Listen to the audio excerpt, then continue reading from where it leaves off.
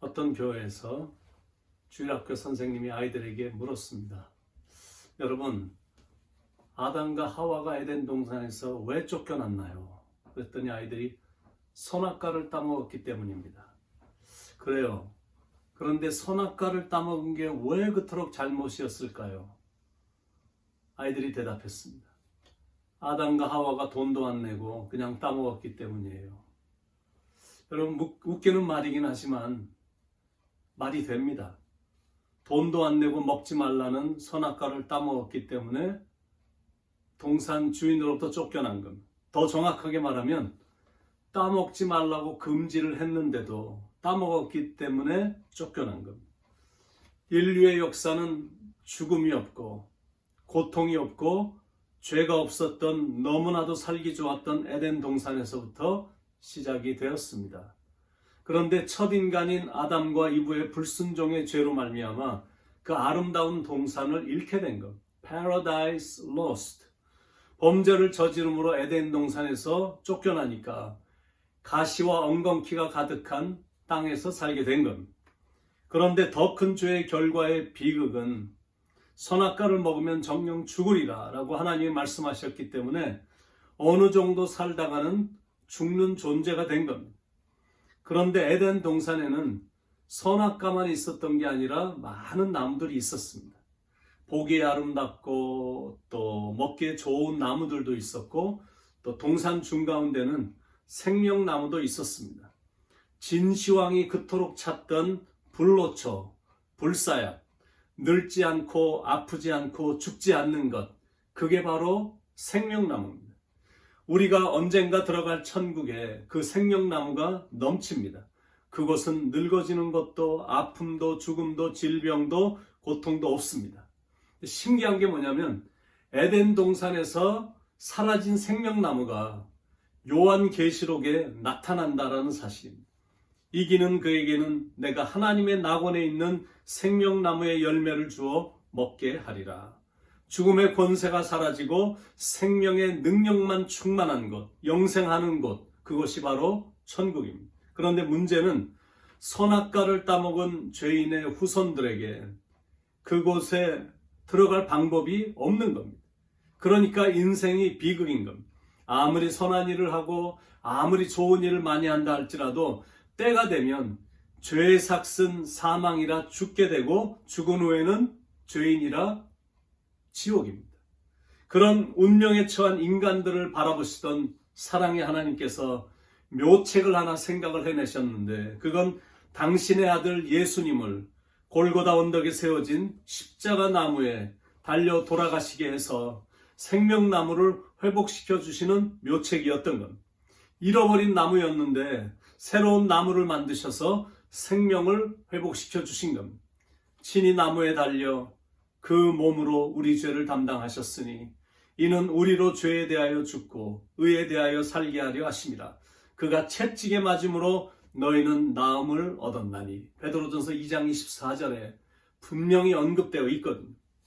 갈보리 언덕에 세워진 골고다 언덕 위에 세워진 그 나무, 예수 그리스도의 피로 물든 그 나무를 통해 에덴 동산의 저주와 죽음이 다시 축복과 생명으로 바뀌어졌습니다. 선하신 하나님과 죄로 물든 인간들의 막힌 벽을 무너뜨리기 위해서 예수님께서 에덴 동산이 아닌 갈보리라고 불리우는 골고다 언덕이라고 불리우는 새로운 동산에서 자신이 기꺼이 화목 제물이 되어 주셔서 화해의 사역을 시작하신 겁니다. 그런데 인간의 죄가 너무 컸기 때문에 십자가는 너무나 처절한 견디기 힘든 고문이었고 고통이었습니다. 십자가에 달리신 예수님의 그 모습을 여러분 한번 상상해 보시기 바랍니다. 육체의 고통. 우리는 병원에 가서 살짝 찔렀다가 빼는 조그만 주사바늘도 무서워서 병원에 가기도 두려워하는데 18cm나 되는 그 큰 못에 찔리시고 그 큰 창에 찔려 허리를 상하셨습니다. 배고픔의 고통. 아무도 밥을 주지 않으니까 배고픔의 고통. 그것이 있었습니다. 또 심한 갈증의 고통입니다. 얼마나 목이 타셨으면, 얼마나 목이 말랐으면 내가 목마르다라고 십자가에서 그런 절규를 하셨을까요? 오후에 내려지는 태양열, 땀이 막 비오도 쏟아지니까 디하이드레이션, 막 탈수 현상이 일어나는 것. 또 사막 지역에서 많이 볼 수 있는 그 온갖 종류의 그 벌레들, 피를 좋아하는 도깨미, 거미, 바퀴벌레, 파리, 모기 등이 예수님의 얼굴과 몸에 붙어서 열심히 피를 빨아먹고 있었을 것입니다. 근데 그럼에도 불구하고 전혀 움직일 수 없는 그 답답함, 그리고 모든 피조물의 경배의 대상임에도 불구하고 벌거벗긴 채 공중에 매달려 있어야 되는 그 굴욕과 수치, 또 지나가는 사람들의 그 비웃음. 근데 그것뿐만이 아니라 십자가 밑에 있던 로마 군인들은 예수님의 옷을 찢어 제비를 뽑으면서 킬킬거리고 있으니까 모욕과 수치심은 말로 다 할 수가 없었던 것. 게다가 하나님으로부터의 철저한 외면, 아무리 아버지의 이름을 불러도 응답이 없는 것. 하나님을 느낄 수가 없으니까 그 영적인 고통이란 너무나 심했던 것.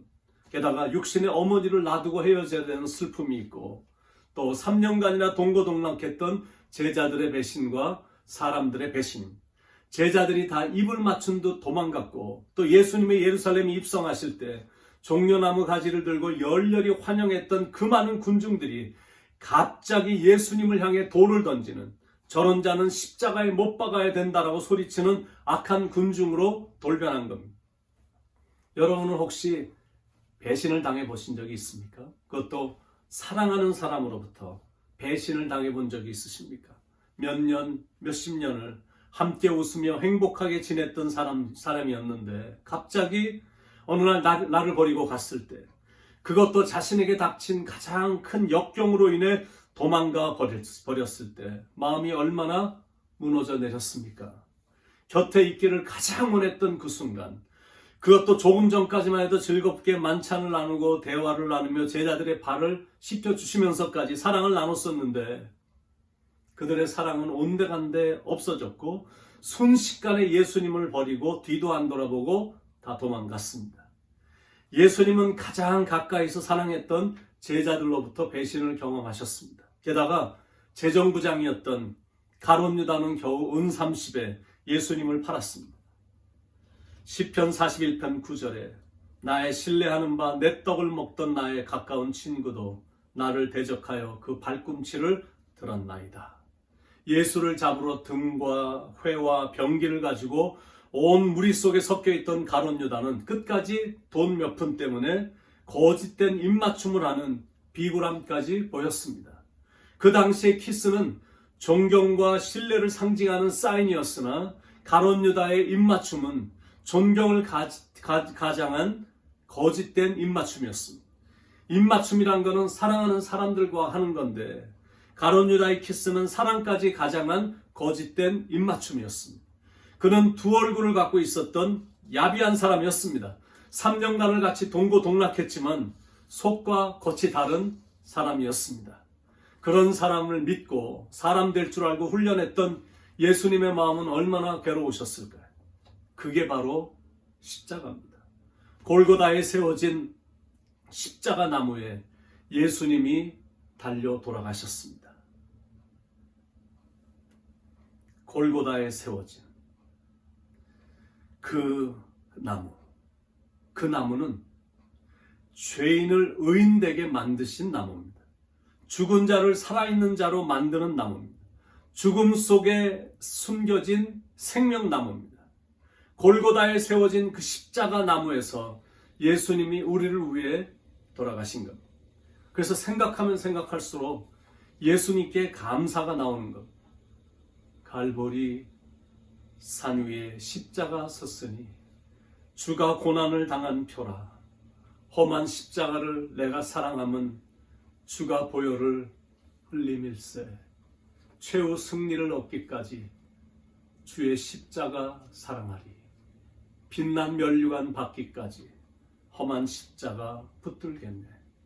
이 찬양의 가사처럼 사는 겁니다. 최후 승리를 얻기까지 나를 위해 지신 그 험한 십자가를 붙들고 나가는 겁니다. 제 마음을 다 들여 주님을 섬기겠다고 결심한 그때부터 지금까지 저의 삶은 참 행복했습니다. 하나님을 섬기고 성도들을 섬기는 것이 큰 기쁨이었고, 주님은 약속하신 대로 저와 함께 해주셨고, 이 땅을 걸어가면서도 천국에서 누릴 즐거움까지 바라보며 가게 하셔서 저는 정말 더욱더 감사합니다. 주님의 그 크신 은혜와 십자가의 사랑에 감격하며 2020년 성금요일을 맞이해서 다시 한번 제 마음의 결심을 주님께 올려드리기를 원합니다. 주님, 이 세상 다 지나고 제 삶의 끝날이 와도 험한 십자가를 붙들겠습니다.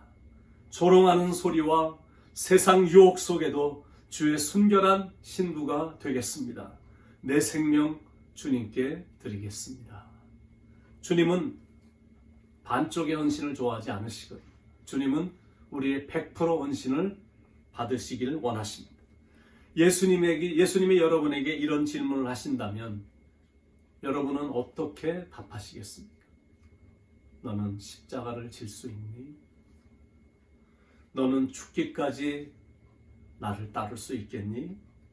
용감한 자 바울처럼 우리의 심령 주의 것이니 주님의 형상 만드소서. 주 인도 따라 살아갈 동안 사랑과 충성 늘 바치오리다. 이런 고백이 가능할까요? 십자가에서 돌아가신 2020년 성금요일인 오늘 사랑하는 예수님께 여러분의 사랑과 충성의 결단을 다짐하고 올려드리는 귀한 날이 되기를 예수님의 이름으로 간절히 축원을 드립니다. 기도하겠습니다. 나를 위해 지신 십자가, 이제는 그 십자가를 내가 지고 골고다 언덕까지 올라간다는 심정으로 주님을 섬기며 살아갈 수 있도록 인도해 주시옵소서. 십자가를 피해 다니지 않게 하시고 어렵다고 자꾸 피해 다니는 그런 연약한 신앙인이 아니라 그것이 주님이 나로 하여금 지기를 원한다면 기꺼이 그 십자가를 지고 최후 승리를 얻기까지, 언젠가 주님으로부터 빛난 면류관 받기까지 험한 십자가를 굳건히 붙들고 가야 될 길로, 주님이 원하시는 길로 꿋꿋이 나아갈 수 있도록 성령님 인도하여 주시옵소서.